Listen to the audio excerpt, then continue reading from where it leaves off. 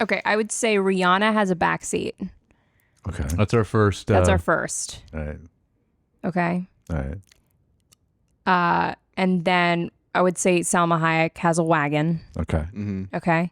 Nicki Minaj got a CDL. Okay. She needs a CDL for the dump truck. for the dump truck. That's why it is. Okay. Yeah. And She's you got need a a- CDL to drive it. Yeah. Right. Okay. Yes. That's the I progression. think that's my tier. Yeah. All right. Yeah, it's those Because three. Rihanna's That's- got she's got a nice butt and she's got nice thighs. It's a backseat. But That's a good. There's a that's- wagon. and Nikki then- could sit a cup on it.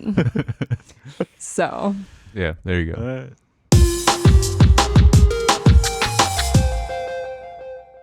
Hey, welcome back to Screen Time. I'm your host, Josh, and we're Benny Gesserit. We don't hope, we plan. Today, I also have with me Lucas. I am the voice from the outer world. I will lead you to paradise. Claudia, may the knife chip and shatter. and Jared. Long live the fighters. All right, that's some good, good, yeah. Nice, good quotes. So if you can't tell from those quotes, we are talking about Dune Part 2.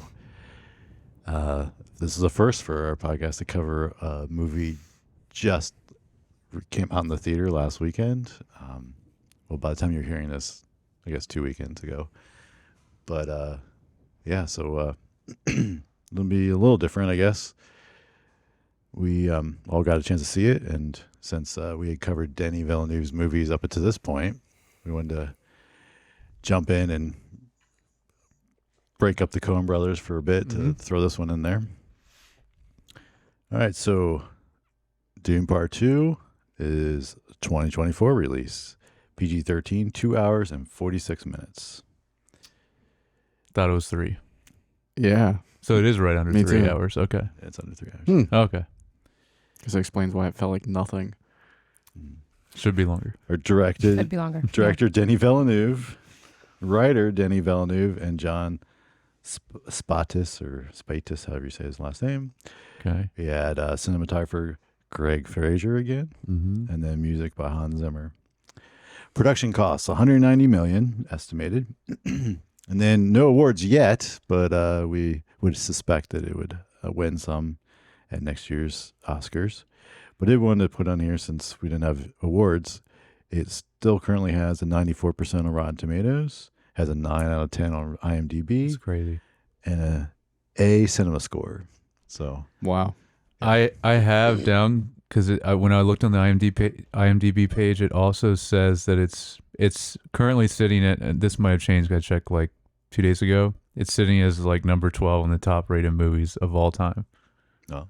Which is crazy. That is crazy. High. Yeah. So our little brief synopsis: Paul Atreides unites with Chani and the Fremen while seeking revenge against the conspirators who destroyed his family. Again, doesn't give you much, but It never does. yeah, I know, it never does. And then we've got a lot from the same cast from the first one, but then some new.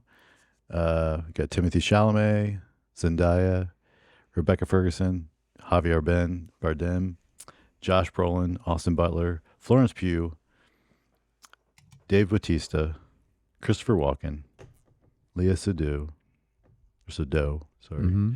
and then Anna Taylor-Joy. Anya. Oh, Anya. Yep. Anya Taylor-Joy. That's a spoiler, but I mean, whatever. That's okay. Yeah. Actually, no, I think they did show something about it beforehand. Like that she was going to be in it. Which is, I don't know, which is weird because I feel like that should have been kept a secret. I don't know. I don't know. Yeah, those are the people that are pretty recognizable in the cast. Obviously, there's a ton of other people. Yep. So overall, thoughts of This this is like one of the best casts ever. Yeah. Because I thought the part one was like such a part good one- cast, and it's like even more. Like we mean, only have. You didn't lose too many people from part one. Did you mention Josh Brolin? Yeah. Okay. Yeah, we let's see, we lost Oscar Isaac Mm-hmm. from the first one, and then Jason Momoa. Jason Momoa, yeah. Yeah, really just them. Those two. are the two main people we lost from the first movie, but then we replaced them with Christopher Walken, Lea Seydoux, Florence Pugh. Florence Pugh, yeah, and then Anya Taylor-Joy with her little cameo. And Austin Butler. Austin Butler, yeah, he's new too. Yeah, so yeah, nice. Oh, how did I not have Skarsgård? Oh yeah, Yeah, he's the dad. What's his name? Stellan. Stellan Skarsgård. Yeah. Stellan Skarsgård. That's right. Somehow I missed him. Yeah. So yeah, I mean, yeah, I think we all like this movie. It was the greatest cinema going experience I've had in probably 10 years. Which means since I was a child, didn't really have much to say about movie going experience. What do you think that last one was? If you're giving it like 10 years.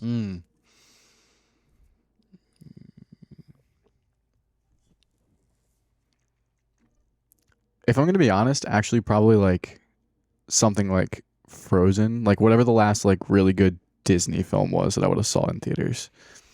Or Pixar film. Actually, it's probably a Pixar film. Coco. It was Coco. That probably was the last thing I saw that was in theaters that I was like, yeah, that was a good movie. Yeah. So whenever that came out. Yeah, I don't remember when that came out. Yeah. It's been at least So I was just, 'cause I was 6 or trying to 7 think, do years.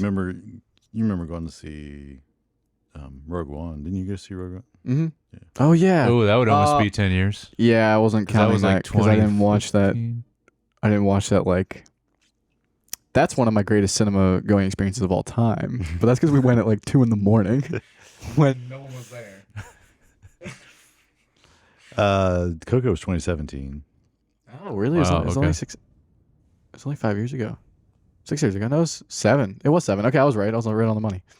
7 years ago. Man, it's 2024. Yeah.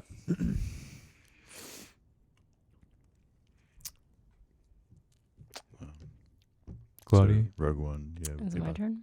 Rogue One. Or you got. But I'm talking about, and we saw it in Dolby Atmos as well, and like Rogue One didn't have that, and that really like there were some scenes that I could just like feel the entire room, and it was so good. It really added to the effect. I'm kind of disappointed that I'll probably go and see it again before it's out of theaters because it was that good. Yeah. Well, you gotta go quick because they'll move it out of Dolby at that theater too. Yeah. Sooner than it actually leaves theaters, but That's the problem is, stuff doesn't stay in Dolby Atmos that long. I mean, a lot of times there's at least something else new that comes out, a week or so later that they want to cycle into Right. it, and so then they, Was there more They than just one? need more Dolby Atmos theaters. Yeah, I'm gonna say, is there more than one in the Frederick one? Nope, both they just have one. Hmm. Yeah. So I mean, what do you? Anybody I else don't want- really know. I mean, Where do we begin? It is. This I a real know. question. Well, I mean, also, so Yeah. I think, first of all, I do hope they make the third one. I think it really, I mean, you felt this in the part one, but I think you really see it in part two, where you can really feel the similar vision, and like almost like he's been living with this in his head, and I say Denis Villeneuve, and just like this is what he's been waiting to make, and you feel that at every point, and I think you see it in the first one too, but like really, second one cements that, and I kind of like to equate it to Lord of the Rings, like it was for Peter Jackson, like it was just like his thing that he was waiting to make, and then he made it, and That's a great comparison. Yeah, it goes down in history as like classic movie that and I think this will hold up and feel the same, and I really hope that they still haven't officially said anything, but now I think with the box office already doing so well on the first weekend, it'd be surprising if they don't make the third one, and I think it really would help to complete a trilogy. But would he actually do it? I think so. You think so? They were. I mean, he's talked about a little bit about like he just wants to give it a few years, probably do at least 1 or 2 movies in between before doing the third / Dune Messiah, but then also evidently, and this is not. I'm just repeating this what I heard from some other podcasts, but that jumps in time from It also does. and from Yeah. the two books. So like Mhm. it'd be okay if everyone kind of got a little older anyway, and they made them Mhm. kind of filmed it a little bit later. Yeah, and I was talking to somebody at work who is an absolute nerd and has read all the books, Nice. and it ended almost spot on with the book. Okay. So the time jump is the time jump is the time jump. There's not really, we didn't really miss anything after the fact. Like, that's basically how it ends. He said that watching Dune 2 was the closest thing to a religious experience he's ever had. Wow. Yeah. I Yeah. mean, I could see that. I don't know if I can relate, I but don't- yeah. No, I I'm not can't- relating, but I could see that, because Oh, it is yeah. also very, That's fair. it's very religious themes yes. in the whole film. So it really adds, I could see someone like connecting with it that way. Yeah. Mhm. It's fantastic. Yes. I don't even know what else to say. I mean, it's amazing. And when we were in the movie, I was in the middle seat, center with the screen, and I swear I was watching it and I felt like I was the only person there watching the movie. It was incredible. Just an experience. all I around. felt the exact same thing, except for when I started hearing snoring to my right. Oh no. Second time watching the film, Yeah. Pops always falls asleep. Mm. Wow. What time was it? Because I was worried about when we went with Dad This to one my was right. this one was a little earlier, but the problem was when we went on Saturday. Like, I sleep in a little bit more on Saturday sometimes, and I think, and just not sleeping as well as, I don't know. I was just a little more tired, but it was like for a brief moment. This guy, It was. I kept looking to But- my right because our dad, yeah, like he fell asleep in Blade Runner. I remember. the last couple movies we've 2049. like, Of course he did. which is crazy because that's like one of his favorite movies of all time, and he still fell asleep. So this one too, and I know for people that don't know, I mean, our dad is the one that got me into this. I'm assuming that's for you too. Yeah. Like Well, I didn't know like anything sci-fi about and fantasy. all Yeah. sci-fi, but like this, yeah, Blade Runner, even Star Wars, yeah, all of that, yeah. But yeah, I don't know. Anyone else have anything? I don't know where to Go start see either it. with it Yeah. because it is like one of the best movies I've seen in a very long time, and I don't even want to compare it to Part One because it's No, there's no point. It's No. one movie, really. yeah, exactly. Because I'm like, is this better than Part One or is Part One better? It's like I shouldn't really do that because it's all one thing. Was Dune Part 1 and 2 fantastic? Yes. Exactly. That is, That is the correct answer. that is Dune the correct good? answer. Yes. Right. Dune, was it Dune Part 2 better than the first one? You mean, was Dune good?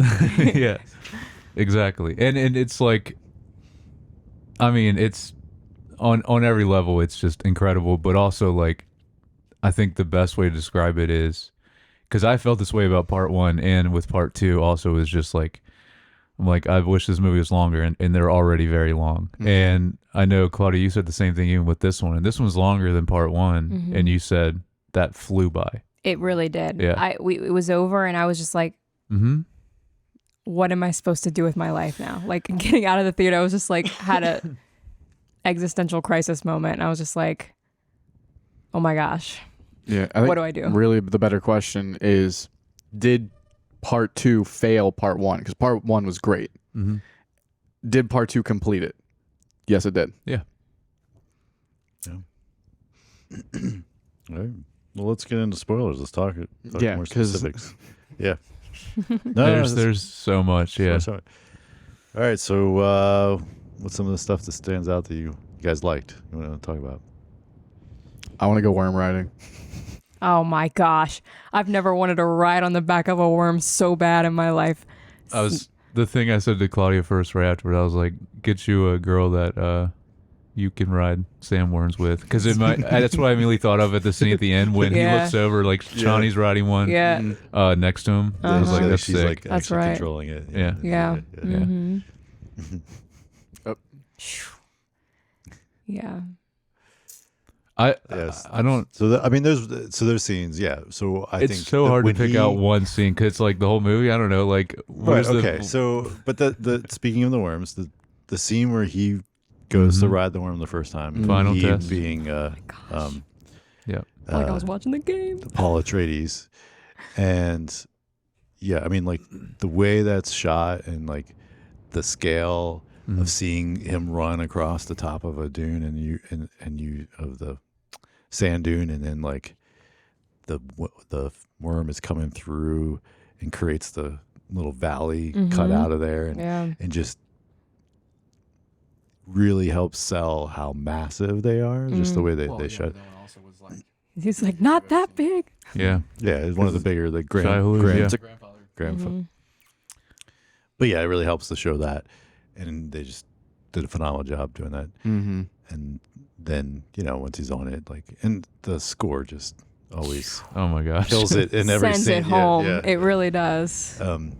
But I had a note just like that about Denis Villeneuve's so good at representing scale, because we talked about this with Arrival and with Blade Runner. and Dune Part 1, like I think. Right, yeah, of course. Yeah. So like all of these have some things in it that are just massive, and sometimes some directors you don't really get that point across as well, and I think Denny does it. He's one of the best at that, because it's not only with the worms. What was the other thing?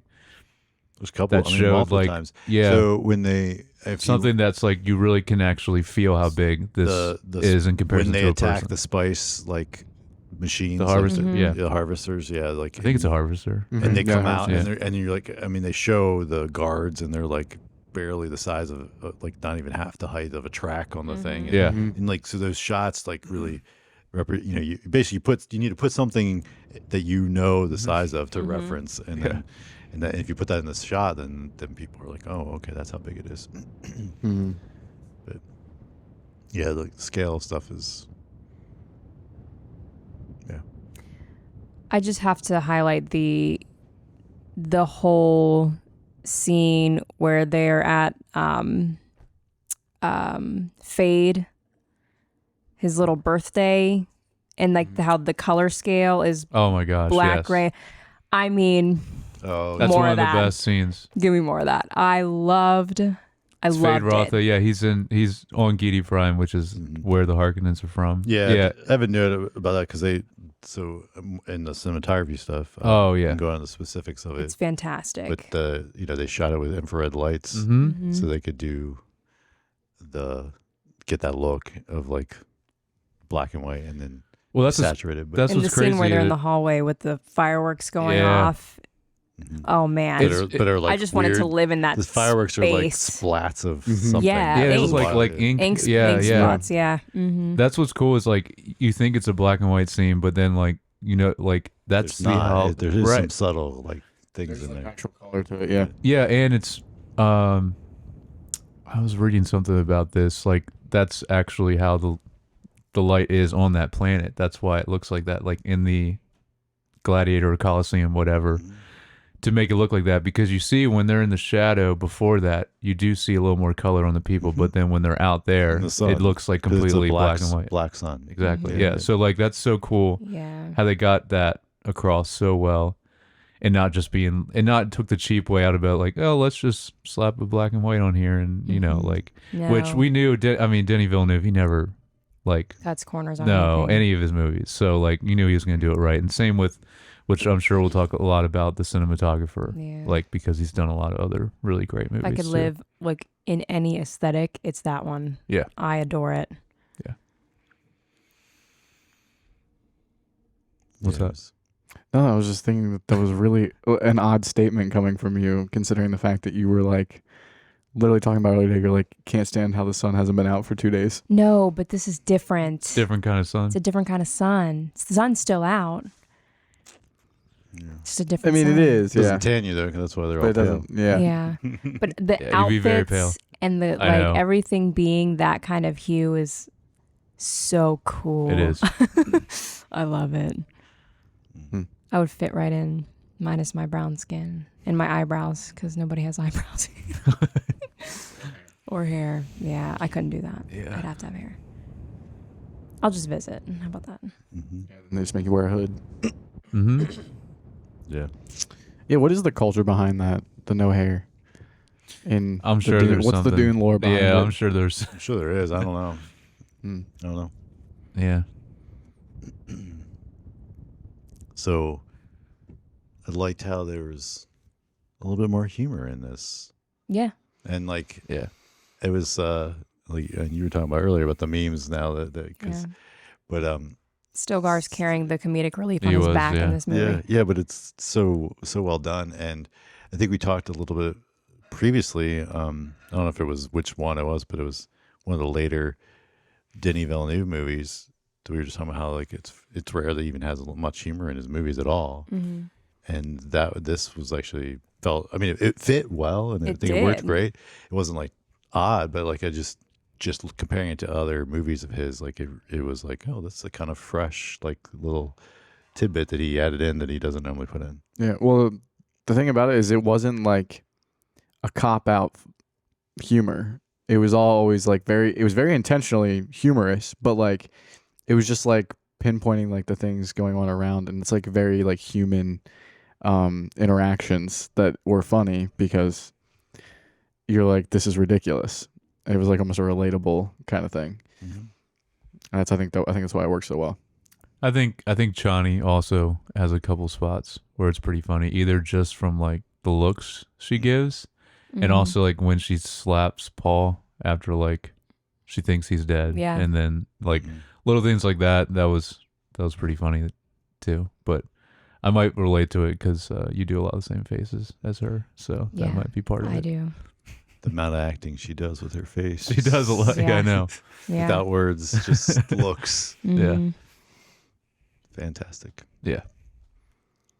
I feel like a lot of both her and Timothy Chalamet feel like think they hit a different level in this movie. That, well, of course, she didn't have as much to do in the first movie, but I feel like he definitely like upped his ante or skills in acting. Yes. I mean, not that he was bad in the first one, but like this, like No, he's you're like right. just Mhm. phenomenal. Mm-hmm. Yeah. Yeah, and also it's just this is like a lot of like the like newer actors and actresses like that are like coming up as like big Hollywood stars now. Mm-hmm. Like just Chalamet, Zendaya, Austin Butler's now huge too. Like and Florence Pugh's big too. So it's like even those four. Oh no, and Anya also Mhm. because she's in a lot now too. So there's 5 that are all like they seem around similar ages, I Mhm. think, Yeah. and they're all like some of the biggest Hollywood stars, and I think they're going to be even more, especially after this movie. I think Zendaya is probably already one of the biggest out of all of them. Yeah, But- she's already very big, Yeah. and she's probably not going anywhere. No, I just think you're going to see a lot of these younger actors again, and a lot of stuff coming up. Timothy, he just made like tons of money in his previous movie. Yeah. Well, I'm drawing a blank of the Chocolate Factory. Wonka. Wonka, Yeah. yes. Yeah. Wonka. He's made a ton of money in that at the box office. Yeah. And then this. Yeah, and I'm trying to think, is there anything else that he's actually like? That big in or the first two movies? No, I mean that he's doing next. I guess we should just ask Oh. Claudia because Claudia would know. What's the question? What's one of the Chalamet's next movies after Dune? Where is Chalamet going now? Yeah. Hopefully to my house. I don't know what he's gonna Yeah, be I don't know in either. after this. Yeah. Genuinely. I mean, Hopefully something Apple related because he wants it so bad. I forgot about the the commercial's commercial. great. Yeah. Yep. Yeah. Man, I hope that happens. Yeah. That's a I hope it's not something cheesy like Argyle. We're not talking about that. Let's not talk about Let's Argyle. talk about good movies. I know. Disappointed in you, Apple. I know, right? Yeah. So I like what I was gonna say is was to the point I was making with Zendaya like not having as much to do in the first movie, and the same with Javier Bardem. Like there was Mhm. like subtle, but then like knowing you're casting these people because you know you need them for this part 2 where they're going to have a lot to do, right? Mhm. And so you're in which they both got to really shine in this movie, even though they were, not as much in the first one. And then start looking at like, well, then Florence Pugh and Anya, like putting them in there that might have way more to do in Dune Messiah. Oh, But like, definitely. Yeah. but like, I don't know, because I don't, they've never, that part wasn't in the whole movie. So I don't know Right. that story as well. But, you start looking at like those kind of things where, and even Christopher Walken, these people that, had small parts in this one, but like could end up. Sorry, I just pulled up Timothée Chalamet's upcoming projects. Oh, what's next? A Complete Unknown, but Dune Part 3. Yeah. Okay. Oh, Well, so they- it is already. I don't know if that makes it official. They just like, they put stuff on. Do they? assume. Do they just Yes. put- I don't know. Yeah, they usually, because they right after part 1 came out, they were pretty quick to be like, "Yep, part 2's happening." Well, that was originally kind of planned, but they didn't want to shoot. They weren't willing to commit to I know. shooting both at the same Yeah. time. This one was kind of part 3 is like, like kind of like Yeah. yeah maybe. And A Complete Unknown is another like music related film. Hmm. It's about Yeah. folk. Is he gonna do music. another musical? Because Wonka. I mean, the director that did Wonka is great because Paddington's awesome. But man, Chalamet singing in that, not great. I just can't Not do great. musicals. Yeah. We've talked about this. Yeah. Just can't do it, even if Chalamet's in it. I know that was surprising. We started Wonka and Claudia still couldn't get through it, even though Chalamet was in it. So All right. So what else did you guys like in this? What do you want to touch on? I gotta think of like specific scenes because I can't just keep saying the whole movie. Yeah. It's so hard to pick something individual. Let me see what else I have. Trying to think of like starting near the beginning. I will say from the Dolby Atmos, when those bodies start falling in the beginning. Oh, man. dude. Oh, crunch. Even right before that, the first shot, Mm-hmm. like there was a couple things that made me jump. yeah, that Because one of did. the visuals, but because of the sound. Yep. Mm-hmm. And it was more of like a reaction, like be ready for something, not like a. It was like a Yeah. my entire body tensed. That whole kind of opening scene, although it's technically not the opening scene because we start with the emperor and the princess, but like the scene directly after that, like I think that scene's so great as like a tone setter for the movie.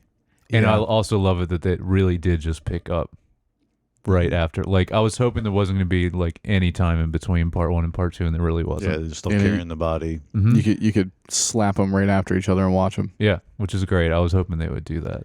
So Also those suits where they just like float. Yeah, what It's like silent jetpacks or whatever it is. Yeah. Like it's weird. we had those in It's- part 1. I It know, looks but like they, it's- they didn't use them as much. It was kind of just at the end of the last. I think it's more of an anti-gravity suit or something. But it's because it looks like they use their they jump or like use something around them to keep them moving upward. Otherwise, they That's kind of true. just You like see him float kind of down. like Yeah. climbing a little bit, like hitting stuff and then going off of it. Yeah. See, it might be something like that. I don't know. None of us have read the books. It's like I'm sure there's way more explained. Yeah, I just gotta in there. do it. I know. I kind of want. Yeah. I kind of want to just go right to Doom Messiah though, just to see what happens. You can't do that. I know.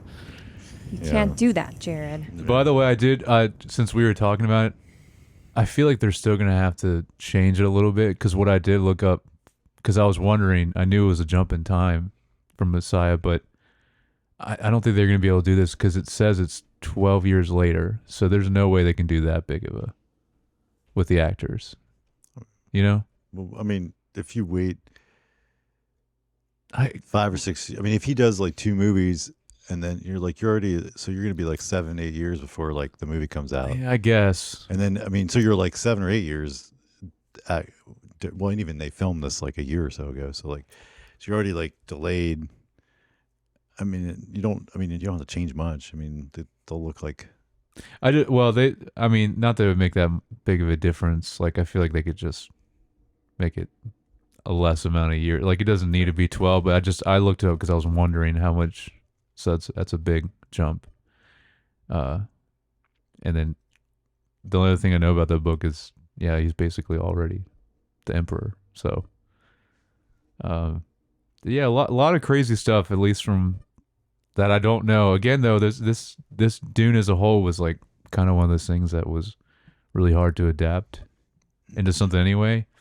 Seems like Messiah would be even harder, but that's why I hope Denny does it, because I'm worried if someone else like starts doing these movies, because he's not going to do them forever. So someone else is going to take over. Yeah, I think he will, especially as successful as this has been. I know. I don't see him like giving just that up. not doing it. Well, and you can tell because of how he did, like you said, like with Peter Jackson, like you can tell Denny has always loved Dune, and this is what he's always wanted to make. So like, and how evident that is through the movies. I just don't see it happening where he's just like, That's true. There's a movie made with love. Yeah. Yeah. I mean, we were kind of jumping around and talked about some of the stuff, so I don't, I'll just talk about it. But I thought it was interesting. So the main places they filmed was Budapest, Italy, Jordan, and Dubai. So like all that stuff, it just was. I think Timothée Chalamet did a fantastic job portraying the shift after drinking the water of life. Oh yeah. Like his entire demeanor is slightly different, but like you can still see the core of him behind it, and it just the way he interacts with everyone, you can see his head like turning in a different way. Like what he cares about has definitely shifted, or not what he cares about has shifted. What he knows is definitely shifted, but what he cares about hasn't. And he's just willing to do whatever it takes to achieve it. He did a great job of portraying the shift. It kind of reminded me of what's his name from Watchmen, who he's the blue guy. He's all over he knows. Dr. Manhattan. Yeah, he's in so many different places at once in so many different realities. Oh yeah. And his demeanor is so like, I don't want to say nonchalant, but it's like nothing matters. Little things that like a normal person would just be like, yeah. It's just like he's like, yeah, because they're kind of I'm here. They're moving in a different. It kind of gave me that plane. same feeling that I get from that actor when he played Mr. Manhattan. Yeah, definitely. Because you're like working at a different level, like everyone's down here. Right, thinking, you're at a different frequency Yeah. than everyone else, so you're definitely gonna stand out. Yeah. But you're right. I agree. Like, kind of goes into his performance, and then being able to really portray that. We got to talk about some of the other performances too, because I mean everyone obviously was great, but like we need to talk about Fade Rotha because Austin Butler killed it. He was he was great. I don't know. So the only thing that bothered was like he always felt like he was talking with a mouthpiece. Well, he was trying to sound like Stellan, which is weird. Like at first I was like, why? But I mean, it sounded like he had like a mouth guard in all the time. Mm-hmm. Yeah. Well, maybe he did because they had the black, like they had to make his mouth black, like all of them. So I don't know, but anyway, I thought, that was the other thing was weird. great. But no, yeah, that, and then the other thing that get into like little stuff that like I didn't like how quickly, like how different Dave Bautista's character like seems so weak in this. Yeah. And he was not that way in the first, and it's like suddenly he's like an idiot. Yeah. And like, because like when he was just like gets he's like so frustrated, and he beats that guy's head, and then it's like and then he's like the rats, and then when he's just making stupid mistakes, and then that's when they have to send Fade Rotha in to like fix the problem, and it's like he didn't. And then what Fade Rotha does is nothing different. He just got lucky. You just nothing different. Yeah. And then of course he has to kiss his feet, and I'm like they would have been a much bigger fight between the two of them. I think, like like it should have been like more. And then at the end, when he dies so easily to Gurney. yeah, it's like that should have been a bigger fight too.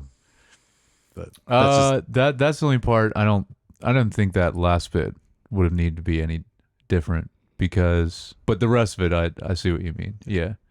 But the fight at the end, I mean, because like when Gurney's on his level, like he's no, been I know, like, but it should have been like a little bit more. Like he just really walks up and it's like stab, and he's like, "You're dead." yeah. Like, it's, That's another thing is just, but when he when I thought that the first time was when he's like running, because I think there's the Muad'Dib, the ghost or whatever, Yeah. is like, and he's running and he's on that ramp and he's like almost like scared, and I'm like, this is not even the same person that was in the first movie.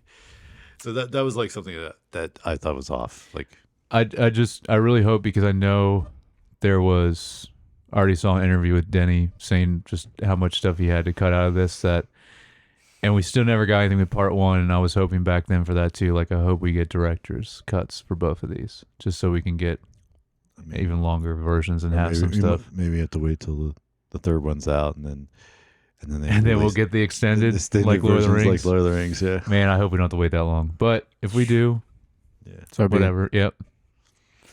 I am But yeah. patient. Yeah. We need it to be 10 hours if you have to watch. Like The longer the better for this. 10 hours to watch all 3, right? The extended versions. That's about what Lord of the Rings is, Yep. right? Yeah. So- Yeah. Let's do Almost. it. But actually, It's like 9. Yes. Denny 9.5. should top that. He should make them even longer. Yeah. You should top the extended Lord of the Rings. Because if trilogy. he makes Wow. if he makes the other That's movie an almost- achievement. I'm just saying he should. That would be awesome. the other one's almost 3 hours, so then together they're almost 9 hours. Then if you add And 30 I will watch every minute of 30 it. minutes to each one of like extended stuff, Yeah. then yeah. No. Also, again, just because I love this world of this IP, but I'm also very worried about it.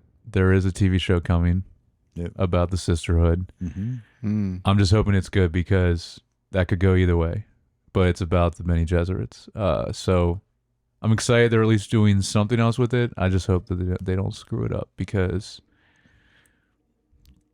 at the level that these two parts are on, it's like Yeah, I did like to that. come in with something like a TV show and it be like just okay. It's like, No. No, I mean you're right. Yeah, but I did like in this part 2 where you kind of got a little bit more behind the curtain of their doings, right? mm-hmm. It was part 1. You kind of like, I mean, you see them, and they kind of talk a little bit, but you really, it's kind of more side stuff, and it's not so much like really clear what they're doing. Yeah. In this, it's like, they kind of kept coming back to a Florence Pugh's character, and then with the grandmother or whatever Mm-hmm. her title is, I forget, but. And then always talking, and kind of she's like, "Well, we have other plans, and we have like this and that." And Yeah, they're kind of controlling all the Houses. houses. Yeah. pulling all the strings, even on the emperor. I like that they I almost forgot about this, but that reminded me that I like that they did the box thing again with the Gom Jabbar with Fade Rotha this time though. Mhm. That was cool. Well, then when she's like, "Why did you have me do it?" And she's like, "Well, Yeah. Yeah. that's how and you find out he killed his own mother." yeah, that was crazy. Mhm. Yeah. I also think it's funny that Fade Rotha's weakness is every man's weakness. Yeah. Sex. Samsonite. Yeah. Well, yeah, but then after that whole test, she was like, "No, this guy really enjoys pain too." So Mhm. Yeah. That's what you. So how do we make him submit? Throw a girl in there. Have her stick her leg out. that was, man. It's funny that that was literally Leah Sadu. That's like all she. That was her purpose in this movie. Yes. Was just like she had her little. To get pregnant. Yeah, she had her Baby little. Factory. Yeah. There you go. Yeah, They show the sheen of the belly. that was an awesome. Well, you kind of already talked about that. How when she meets him in the Yeah. hallway, in the hall. and then like he's like, "I know all your tricks," and then like he's like, "Wait, where Yeah, am okay. I?" Yeah, I've like, that heard was that cool. one before. yeah. Also, I love the costume of her. Yeah, that Mhm. hood that Mhm. comes Yeah. down, So and then sick. she wears is like more like a shawl. Ooh, that was cool. Yeah. Yeah, where do I get one of those? Mhm. Not for me though. Yeah, the also at the end when he like puts the grandmother, whatever, I don't know, whatever, again, what her title is, and he's like silence or whatever to her, Oh, Yeah. yeah. and she's like abomination. Mhm. Yeah, that was cool. 'Cause it Yeah. really just shows his power and like what he like I guess the fact that he survived that thing and then now he's so powerful. Yeah. as Remember a- when Yeah. he was trying to get his mom to pass the water in the first movie? Well, also it's Where a he's full at now? it's a full circle thing because when he first meets her in part 1 and she does a voice on him and like Mhm. literally pulls him Mm-hmm. toward Mhm. her. Yep. And then does the test. Yeah. Mm-hmm. I have I really like seeing a lot of the Fremen culture in this. You don't get that as much in the part 1, and I really like the them showing is it Jamis? That's the Right. body, Mm-hmm. which was the fight at and in part Yeah. 1 that how they show him like basically returning his water to that pool and Stilgar explaining how like no matter even if you're dying like you don't drink from this like Mhm. sacred pool. It's just cool seeing a lot more of their culture in this. There's a lot more of that this time. Yeah, and then that right in that scene, he like doesn't let her waste her tear. He's like, "Don't cry for the." That dead." was a good line. Yeah, yeah. Mhm. Claudia said she was gonna start using that line. Yeah. Mm-hmm. It was Yeah. something about like don't waste. Don't waste your water on the dead. Yeah. Yeah, something like Yeah. And then, it was funny because then earlier and towards the beginning when she's then throwing up after and he's like, don't waste Yeah. it, don't waste it. And then she's like, yeah. Yeah. yeah. Those things they have too are sick. You just stab in the body, it just automatically, Sucks all the- all the That's fluid. yeah, so gross. yeah, all the moisture and everything. The one was still alive when she. I know. She just like hitting his hand out of the way. Oh my gosh. Leeches. By the way, this is a pet peeve, but because I saw some stuff on YouTube and listened to some podcasts, and almost everyone is saying Johnny. It's Chani though. Johnny, yeah. Yeah, Chani. Yeah, Yeah. and I don't It's know not why, God. or unless people are saying it weird, but it was driving me crazy because it's very clearly Johnny. Yeah, Johnny. Or like it Johnny. was. I'm like I don't know. Johnny. Anyway, yeah.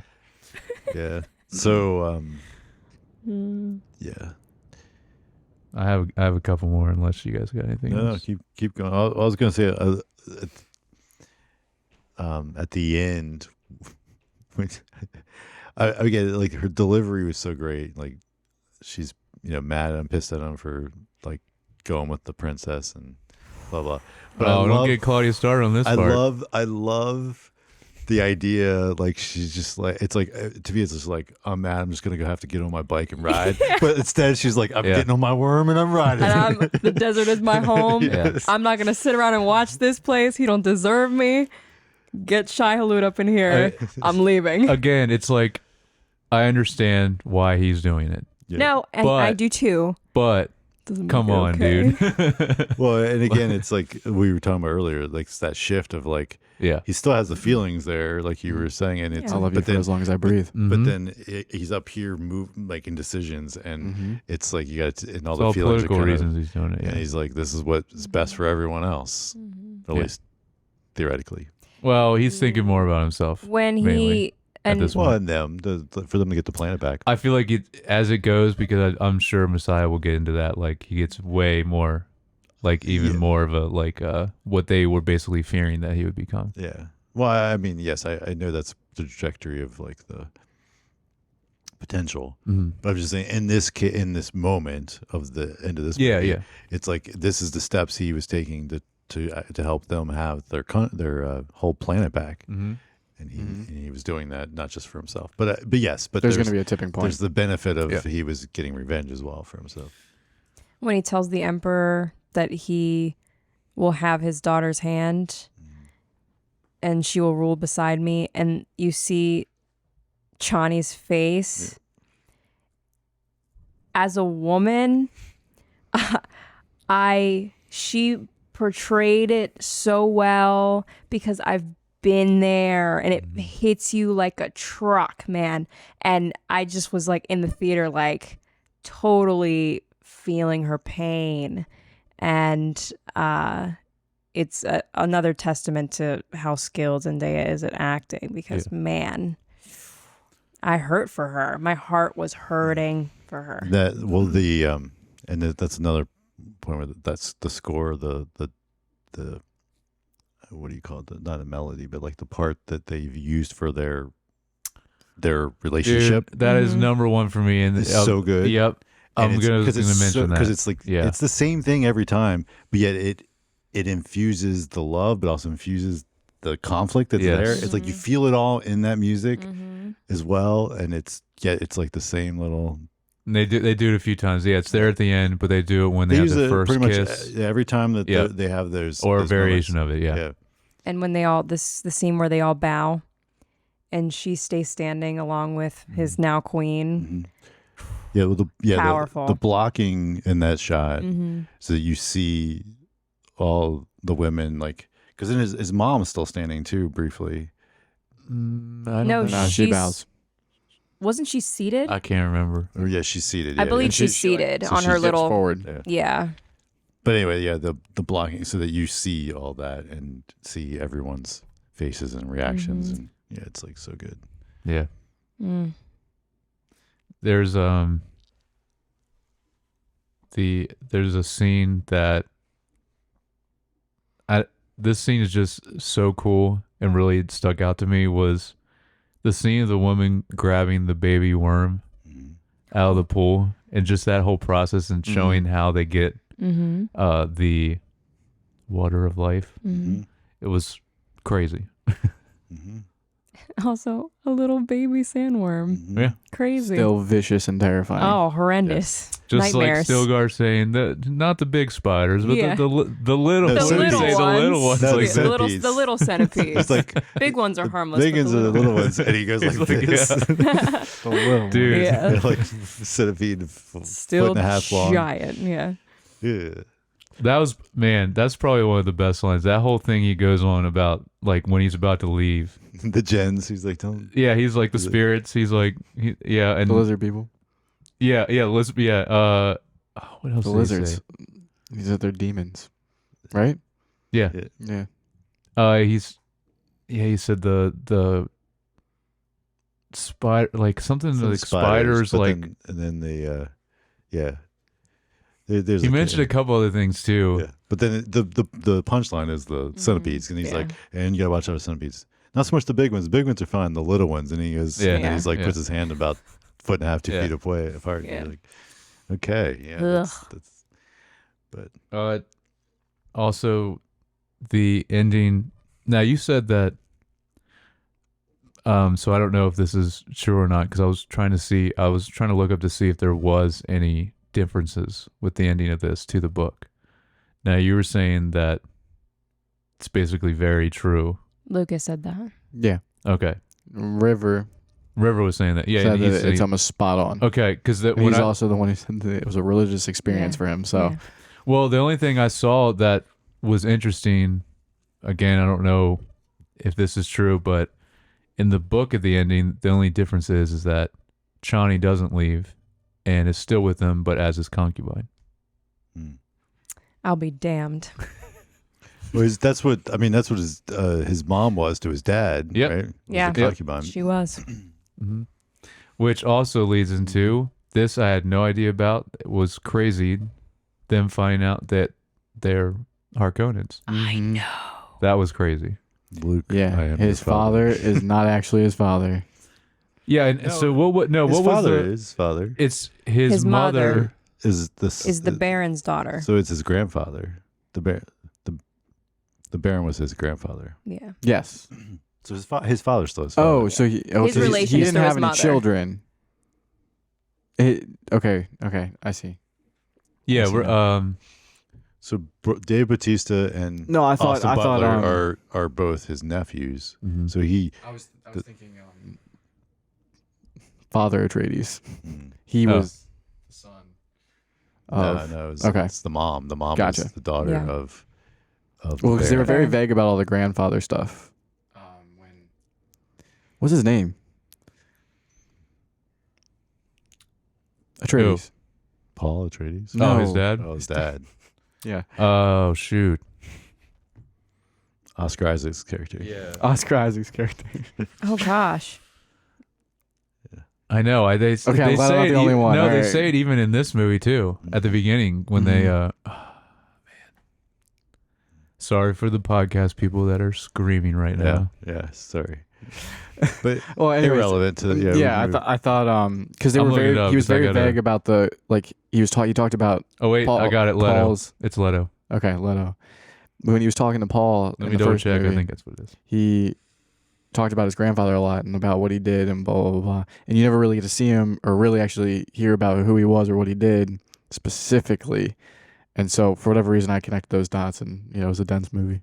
Yeah, I missed Duke the part where it Leto. was the mom, Duke Leto Atreides. yeah. but it makes Which- more sense that it was the mom. Yeah, and which is 100%. probably planted because they by the Mm-hmm. Jesuit because like they want girls because that's what they basically use, which is why like Paul wasn't even supposed to be trained. Yeah. Right? Yeah. In the first movie, she's like, Mhm. "You weren't supposed to train him," So And now he's got them sitting down. That's right. So we haven't talked about the sister in the belly. That was cool how they kept showing the shots of the baby. Like, Yeah, Growing. growing, Yeah. but then also just the way they had her speak through, and then sometimes. No, she was her own character. Yeah, I know, but then that way they could she could almost have a conversation with herself, but she wasn't, with the Mhm. baby, Mm-hmm. like in a scene, and it was kind of cool to be able to use it that way to even kind of give us some exhibition that felt natural that way. I don't know if they said her name, but I looked it up. It's Aaliyah Atreides. Yeah, I have it down. Aaliyah Yeah. Atreides for Anya Taylor-Joy's Mhm. who she's playing. Yeah. I remember it being creepier in the old movie, and then they actually had like a little kid, like. I don't she was remember the born, movie. like, I've the old the seen it other, in a while. yeah. There was a little kid in the movie, like that played his little sister. Oh, really? So that went far. Like I don't know again what's accurate to the book, but like in that film, they didn't went as far as to have the baby actually born and stuff Mm. before the end. Speaking of that, now again, I think it's awesome that they got Christopher Walken to be in this, but there was a rumor, and I was hoping that Kyle MacLachlan would show up in this, Mm. but he didn't. But anyway, he was. I think that's for the best. I You mean, it think would have so? been cool. This is like a cameo or something. But Yeah, it wouldn't need to be. No, yeah, it I wouldn't guess, need to be like yeah. a big character. But Yeah. it would have been cool to. Yeah, Mm. he was Paul Atreides in the original movie. So that's- gotcha. So the final battle scene, big battle Mhm. scene was sick. Having all those worms attack at one time. That shot of when they're Crazy. like all Mhm. coming at the guys. And the So- explosion to create all of the sandstorm, so that they could kind of like almost catch him off guard. Mhm. It wasn't an entirely off guard situation, but they definitely caught him off guard. It gave him just that much of a window, and then his plan was executed like flawlessly. I mean, it was Mhm. almost like, I just recently rewatched Lord of the Rings: The Two Towers, and that battle is endless. Yeah. And this fight happened and just ended. Like there was like barely any resistance from the enemy. House Atreides came out on top real fast. Mhm. During that battle, did you catch the parallel from part 1 where Paul's vision, he's fighting that war and you see the close up of his face, Mhm. and then Yeah. this time it's Chani, Yeah. and she does the Mhm. same. Look Yeah. back at the Mhm. camera almost. Mhm. Yeah. Yeah, I didn't put it together, but as soon as you said that, I was like, oh yeah, that is. yeah. Yeah, you're right. It is over fast, but I It mean, is, at yeah. the same time, how do you fight a sandworm? Very You don't. carefully. You don't. You better hope they're a baby. Yeah. It's such like he does such unique designs too, because I don't know how well they describe like these different things in the book, but like we talk about how unique like the ships were in Arrival, but then like this with like the orb or whatever The it is that the Emperor ship Emperor, was yeah, insane. like it's so cool. And again, like how they had to, I don't even know how they would have had to do that with the reflections of it, because it was reflecting everywhere. Yeah, and it too. and it built the It's little chrome. pyramid thing that Yeah. was like it came out of the ship almost like it was Yeah. like deploy battle base or something. Like Yeah. yeah. Though I was so then when he gets in there, well, first of all, it's so funny to see the Baron like see the empty throne and be like, oh, I can make it. And he's like trying I to know, like, pathetic. He's trying to, yeah. He's like, let me just get in here one time. But then it was so satisfying when Dude's he on goes, life support. when he comes, when he comes in, when Paul comes in and like just kills him. No He's like- hesitations. and, he- No. and he's also Immediately. like, Hello, goodbye, grandfather. grandfather. Hello, grandfather. And he Mm-hmm. just, which like, of course, so he's like finding that out because he didn't know. And then, Mhm. Or do you say like it's nice to finally meet you, grandfather, or something Yeah, like something that? like that. And then he just Yeah. stabs him, kills him. and everyone just kind of stands there and is like, "Okay, so we're gonna let this happen Yeah, because nobody cares. Even the nephews, Well, they're that- just like, we're surrounded." Well, and also they're just there. They're just trying to. Most of those guys are just there to protect the emperor. Yeah, Yeah. And so they don't care about the Baron. They just the ones that cut. I was gonna say. minutes before they cut the little things that Mhm. keep him alive. Anyway, yeah. We have to talk about that final fight scene too, because that was so good Yeah. between Paul and Federatha.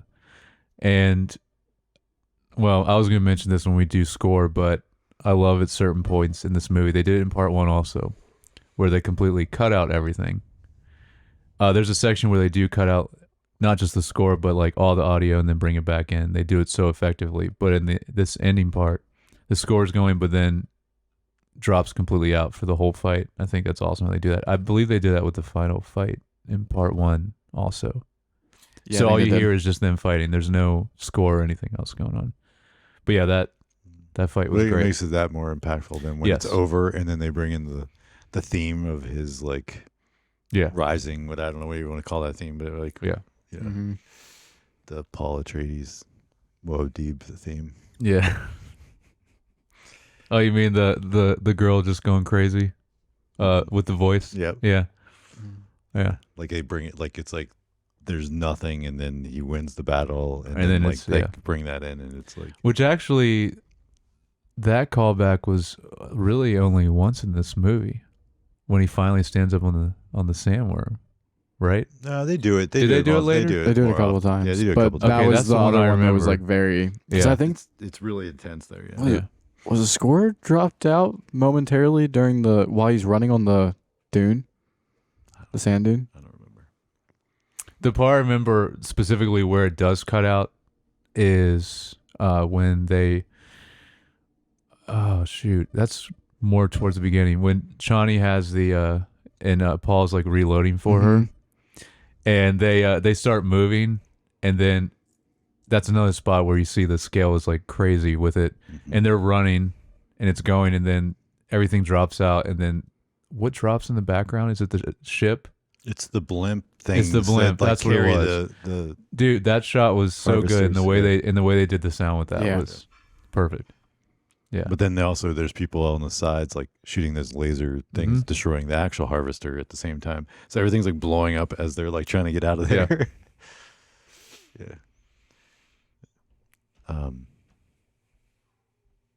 Yeah, there's other parts. Like I feel like a lot of the times where he took a step forward, they would bring that in a little bit, like step Yeah. forward towards being the Messiah hmm and the chosen one, you know.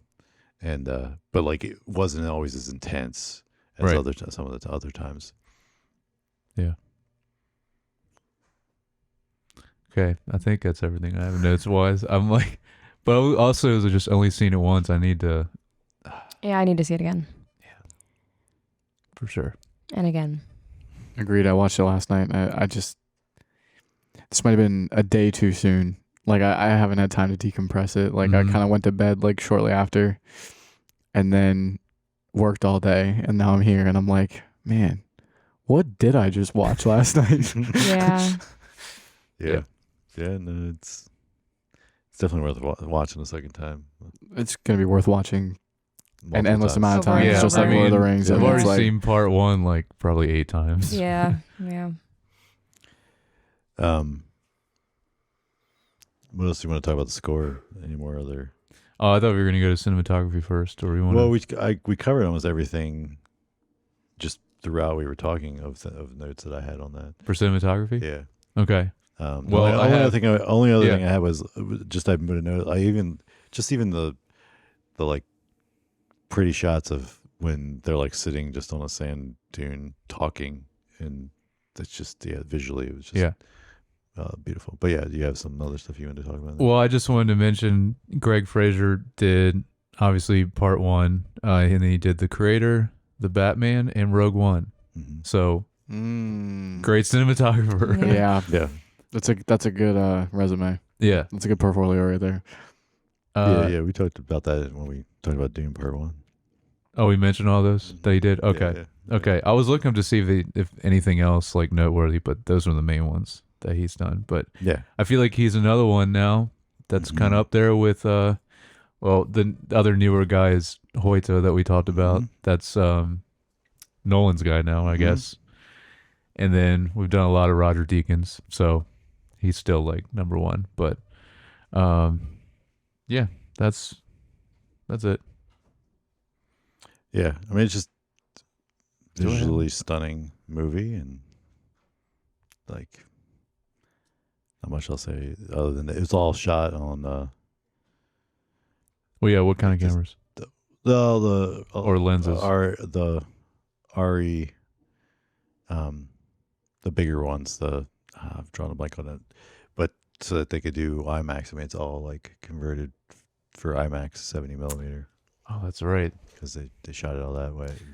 So That's like, the one thing is I would love to if we see had it IMAX. IMAX. I know. Yeah, it would be next level. Oh, man. Yeah, that's the only thing we were The missing. first film, they only shot part of it with that and part of it, Okay. so it's not all. But this one, they just shot all IMAX. Wow. Basically. So that's cool. But yeah, they I can't remember. I just know they were talking more about how they modified the sensors on the cameras so they picked up the infrared light differently because they were using the infrared light for the. And that was the main shot I wanted to say out of everything was that, and as like the best I think visually. Which just looks so different Yes. because of the infrared lighting. It comes across very different than normal lighting, and then It's just so cool how it's like, at least for me personally, I was like, this almost looks black and white, but it's not black and white. Like your mind keeps tricking you with that, at least in this scene. And then it kept like recalibrating myself because I would then see like then in the shadow, then like some of the characters would be, you would see them and then there'd be some color back and then they would walk back out. So like, or even when she was looking through there, they had the little blue on the bottom, so Yeah. like different times where you'd see that, but then when you're out in the like actual arena, it's just so Yeah. cool. And something I feel like I've really never seen that in anything else. No, I'm You trying to know? remember. There was something they said they experimented with it, but not at that scale that Craig Fraser did. Did he do Zero Dark 30? So Oh. I don't know. I didn't look. I think that's what the film it was that he experimented with some infrared lighting and stuff, but like it was not at that scale and that level. But being that it's partially the effect is done by the lighting, allows them the interior stuff. So even in those overhangs, they could light with normal light, and that's why you would get like the subtle differences, and it looked natural. If it makes sense, like because you were using this like certain light to represent the black sun, and then normal light to represent like indoor stuff, and that's why why the effect works so well, I think. Well, I want to hear you guys talk about the score, not me. Well, I've talked about it a couple times. I was Yeah, gonna that's true. say, I think it's a character in itself in this film. I mean, the same in the first film. It definitely drives a lot of the emotion, it's a great way of putting it. It is a character in this film. but also in a quote from Denis Villeneuve. He said he doesn't like dialogue in films. I saw that. And I was like, I love that because I so resonate with that, and the stuff I make, I'm always like, that's the last part. If you can convey the story with visuals and music, and then you don't need dialogue. Which is so true for these movies, is how much is told, visually and audibly. Yeah, and you see it in this. Yes. Now I also sell it that way because I'm like, well, it makes the ad work better when someone's just scrolling on their phone, and if you can understand it just visually because they have their phone muted, then that's you want to start there. Yeah. But that's also, but it's also just like the way I like to work, and that's the extra layer I put on there just to sell it to the client. Yeah. To be like, hey, we don't need a lot of dialogue, we can make this work. And but there's another thing, and one of the things I really appreciated about the Pachinko TV show was they did the same thing. It was, even though it's all, I shouldn't say all, there's very little English, and there's Japanese and Korean, so there's like subtitles for both.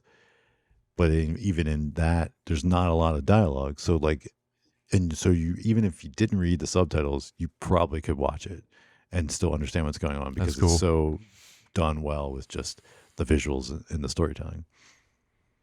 But yeah, come on.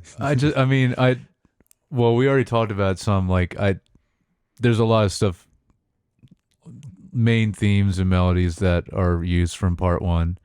Again, this is Hans Zimmer, and this is funny thinking about also the difference between this, we talked about this, and then he technically also did No Time to Die, and we were like, look at those differences. And Hans has said, he's been a lifelong Dune fan as well. So, he actually, what was the movie? The Nolan movie. He dropped out of to score Dune Part 1. He dropped out of Tenet, right? Yes. That was the one, yeah. Mm-hmm. Which, again, the Tenet score is amazing. Ludwig. Go Ludwig. There's two Ludwigs. I always get it mixed up because one does video game scores, and I don't want to get it mixed up with this Ludwig that did Mandalorian and then did Tenet. He's the only Ludwig I know because I don't do video games. There's another one, Ludwig Göransson, or is that there's one that did the Death Stranding score, which is incredible. But yeah, anyway, so just hearing the differences between a score like No Time to Die and this, it's and some of the sounds in this also, because I saw behind the scenes, some of the sounds that they got for this and just crazy instruments or items that they used. It's just stuff you've never heard before. But then it's also things where they just what was it? Where they just they just put a microphone down their throat to record something to get the sound. I forget, it was something Michael sent me. It was wow. Yeah, I don't remember what they used it for. I remember seeing something because I saw behind the scenes of a lot of stuff. They did a lot with different metals and stuff that they would hit and do for a lot of that percussion stuff that's so cool sounding. But also it's just, again, this partially because we were in Dolby Atmos, is just hearing how big everything sounds too with the score. But also a big part of that I want to mention too is just how well it's all mixed. Incredibly well. And not only that, obviously with the dialogue and sound design and everything else that you have to mix in with that, but just the score on its own is just mixed so well. So I was, to your point about No Time to Die, I think part of it is Hans Zimmer's style is a little bit more in your face, and I think we talked about that which works in this movie. Like we said, it's almost a whole character in this movie, right? It's it's there, it's very present, but it's also paired with a filmmaker that understands that, yes, and is not, and also the tone of the movie just fits that, right? And I think that's where in the James Bond movie, that doesn't fit as well. James Bond movie is not like a Star Wars or something that just has this score that's so. I mean, every once in a while you get the little, the little theme, but even that's not in your face so much. And I think that's where it just didn't feel right in that film, right. And or the director didn't, know how to utilize it properly or kind of leave the space for it, right? Yeah. And So I think that's where like you get the differences. And I again, just as far as the newer cues that are in this, what we already talked about, I don't know what it's called. I was trying to look it up on the soundtrack. What's the name of the track? But it basically Paul and Chani's theme, I guess, is probably what it is that you were talking about. so good. Yeah, so good. How they use it. The other thing I noticed, I think even more so on the second viewing in the score, how I would say like a little, like the further he goes on the main theme or whatever for Paul Atreides, like a little bit more darker it gets, like the more like by the end, especially after he takes the water of life, like they start to add like it's almost like a little more distortion in there to it and things like okay. that, and it just feels a little bit more just Yeah, like darker. yeah, And I thought that was good too. Oh, yeah. Yeah. yeah. It's, I mean, But yeah, it's the soundtrack sticks in your head. I mean, every time, even when I rewatch the first one, like it's in my head like for a while, and then after seeing this movie twice in like yeah. 3 days, It's just it's a rare thing when it's like a movie is executed so well on every level. Like you were just talking about Lord of the Rings, like that's another one that's that way because the music in that too, like, but that not just that, everything about that movie. So like in that trilogy. So like we don't get a lot of these anymore where it's just everything is executed perfectly. So Yeah, Lord of the Rings holds up like phenomenally. it does. It really 20 does. years later. Yeah. Like not even a question. Yep. well, just like the original Star Wars trilogy, Mm-hmm. yeah, holds up. So these movies are legends in the making. Mhm. They're going to be here for a long time, even if we just have part 1 and 2. Yes. Yeah. So hoping for the part 3. I know. But give me part 3. Yeah. For sure. So you're saying there's a chance? Even after that though, like because there's like the initial 6 books and then obviously there's stuff after that, but like the main 6 that Frank Herbert did, they just get like there's already some weird stuff in Dune, but they get so weird apparently that like I don't know I how love they're that. gonna Let's do get weird. Yeah, it gets real weird. Let's get weird. Let's get real weird. Yeah. So I'll just read them all like this week and Yeah, do it. I'll be on the next one. I'll get no sleep. I'll read all of them. all right, so interesting themes and messages in this film. What are y'all's thoughts? Power always comes with a price. Yeah. That's what I had for this. It's good. Yeah. The other.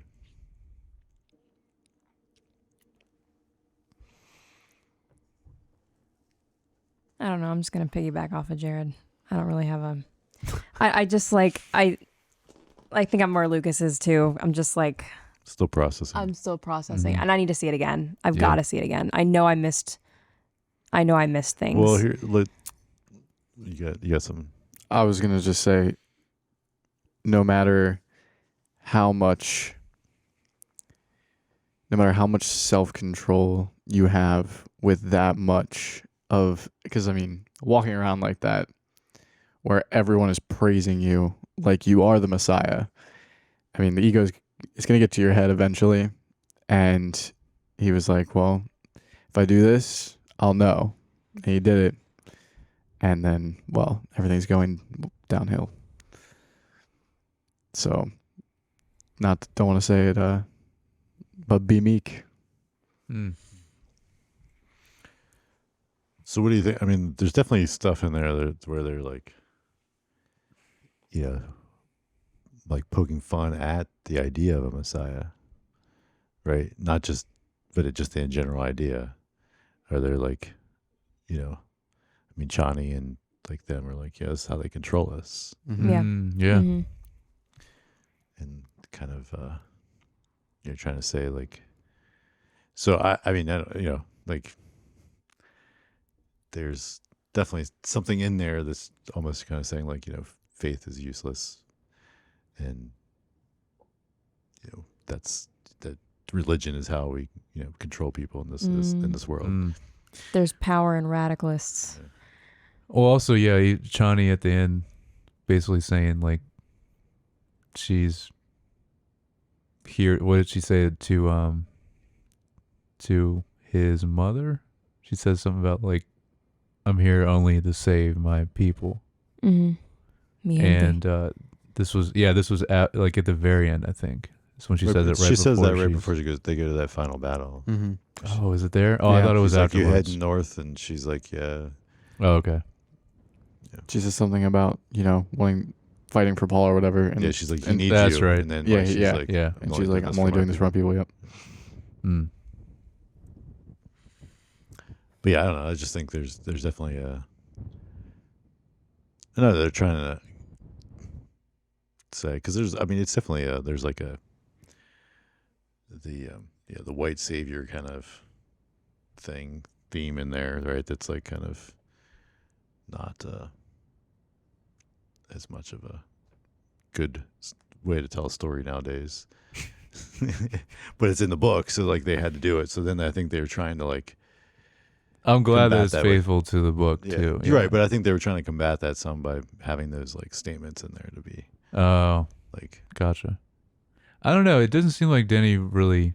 They didn't feel that way to me. Yeah, he didn't Yeah. seem like he's worried about that kind of stuff, because even with all of his other movies, it never really seems like he goes into any of that really. So I don't know. I don't think he. But I mean, I'm sure there's plenty of people that will be mad about it.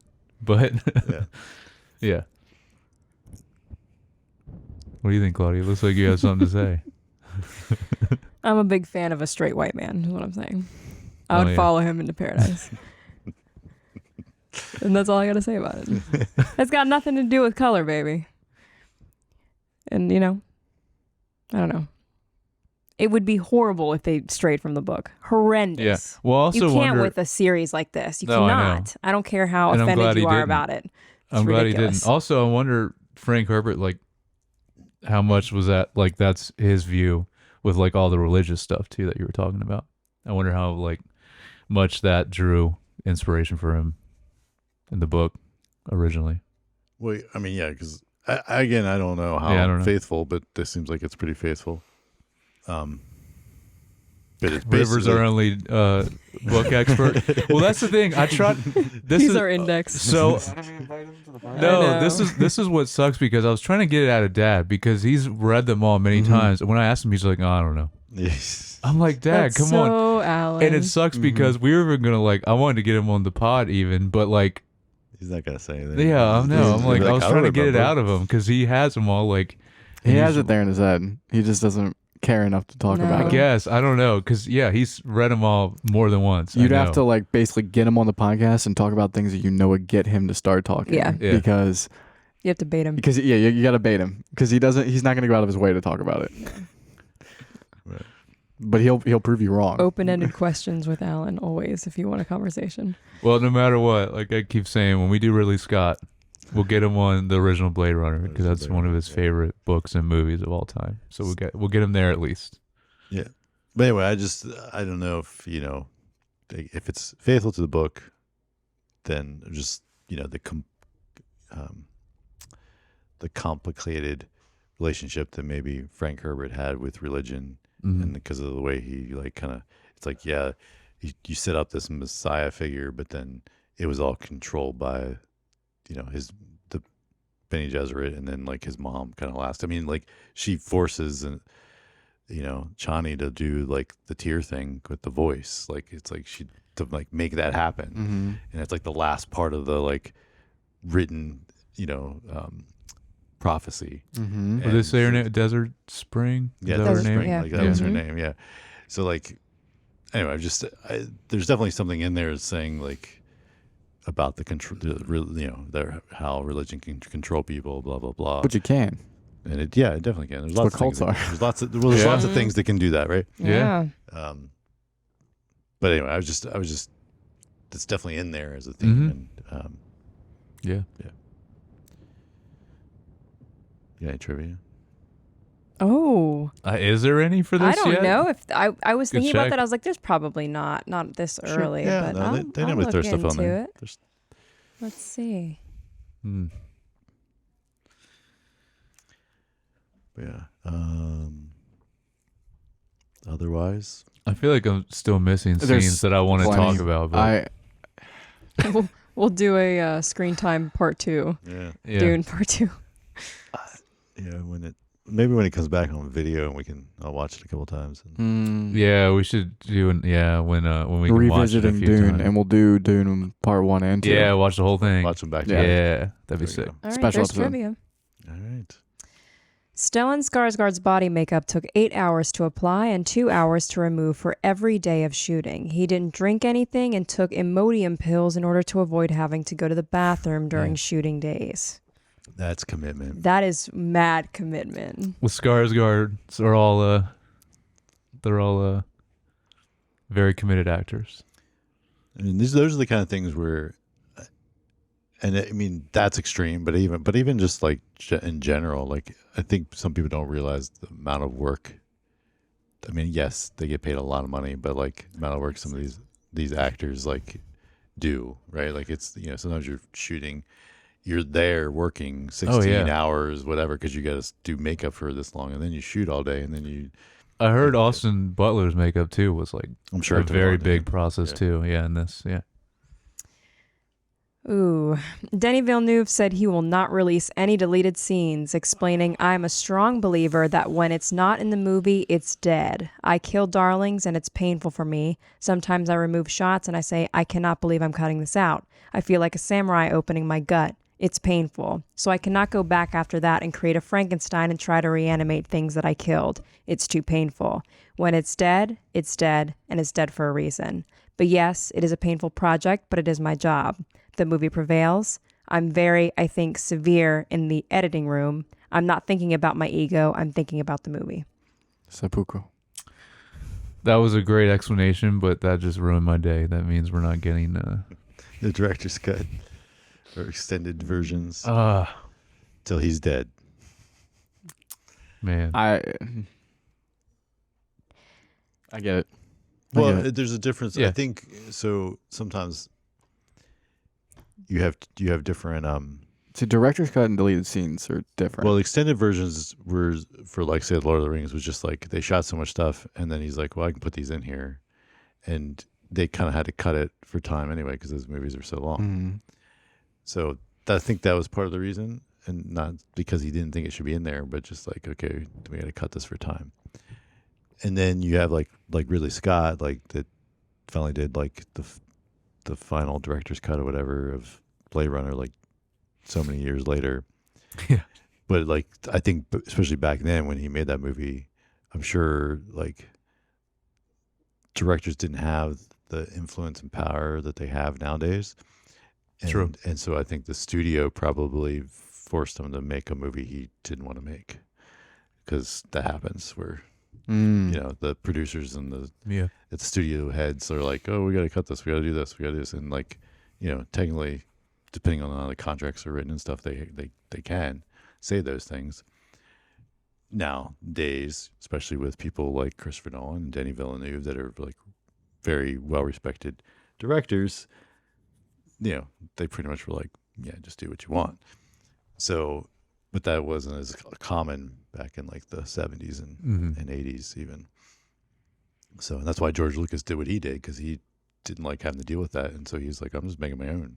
And that's why after the first Star Wars, he made his whole like own studio, and then he just needed somebody to distribute it because he self-funded the whole thing. So he didn't have to deal with that. So, but nowadays, again, once you've kind of proven a little bit, then There's a lot more directors now. let you do that kind of stuff. But Yeah. so there's a little difference there. So if he's saying, I made the movie I wanted to make, regardless of time, regardless of, and he's like, I just cut it because I thought I needed to cut for pacing or whatever reason he thought, then I could see where he's like, yeah, I don't want to add that back in at some point. Yeah. If he really truly believes that that is the director's cut. Like if the film that went in the Right. theater is the director's cut, then yeah, why would. Yeah. Shit. Dang. Okay. Anya Taylor-Joy confirmed that she had been cast in the film when she showed up to the film's world premiere in London. Villeneuve was surprised that her role had been kept a secret for that long, noting it required so much work to keep that secret. Her role had been revealed in a casting credit list for the film on Letterboxd. Oh, that's what did it. See, I was hoping it was like a complete secret before. Mm. Well, I mean, I didn't know, but I'd heard that it was like there was something out there about it. So that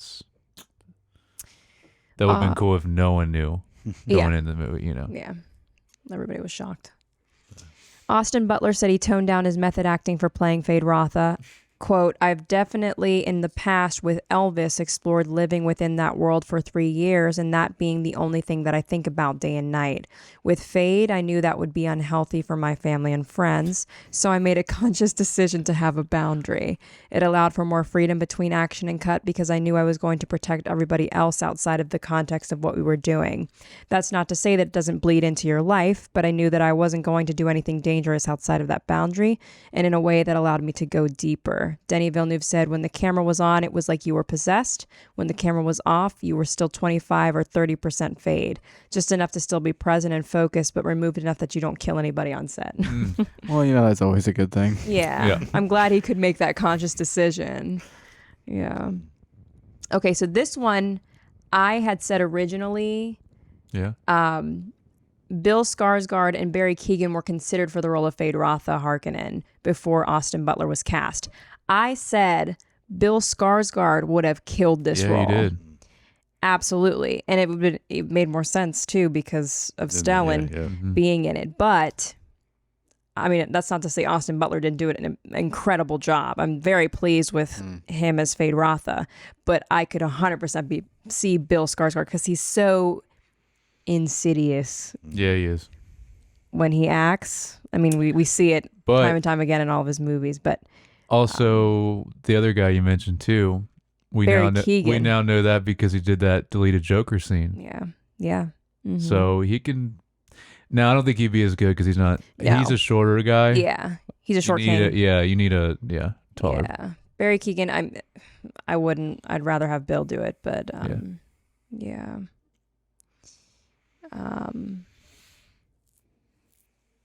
Actor musician Sting, who appeared in Dune 1984, turned down a cameo appearance in this film. Ooh. However, he okay. did attend the New York premiere alongside his daughter Mickey Sumner on February 25th of 2024. I didn't think about that. Him being a cameo in it too, because he was in the original. All right, one more. Austin Butler improvised Fade Rotha kissing Baron Harkonnen. That's amazing. Yes. I love that. I love that I know that now. Okay, I mean that makes sense because he goes in, but then he like grabs him and like does it Yeah. real quick. Yeah. That's Huh. great. Total improv. Okay. That was great. Increíble. All I'm saying is we never actually see him kiss a girl in the movie. He does a lot of other stuff to He girls. definitely plants a seed. And he feeds his Yeah, those girls that. that like travel Bodies? With him. Yeah, they're yeah. They were. Yeah. All right. Well, it's a great movie. Yeah, Yes, go go see watch it it. again. in Yeah, go theaters. watch it. Just see it. just do Go it. see Support this movie. I've got to see it again. Make it I'm to probably going to have to go back to the theater Yeah, again and see it.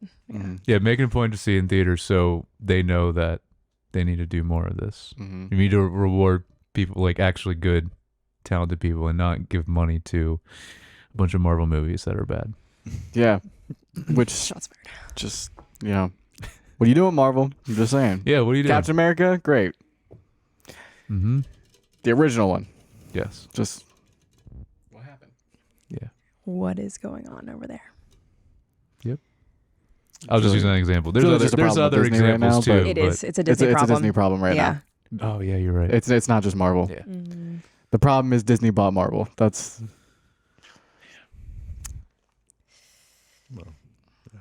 I mean, they've owned them the whole time. and All the- yes, But they they've have. made some choice But they've made some decisions Yeah. since to those days. change things. Yeah. So yeah, support this movie. Yeah.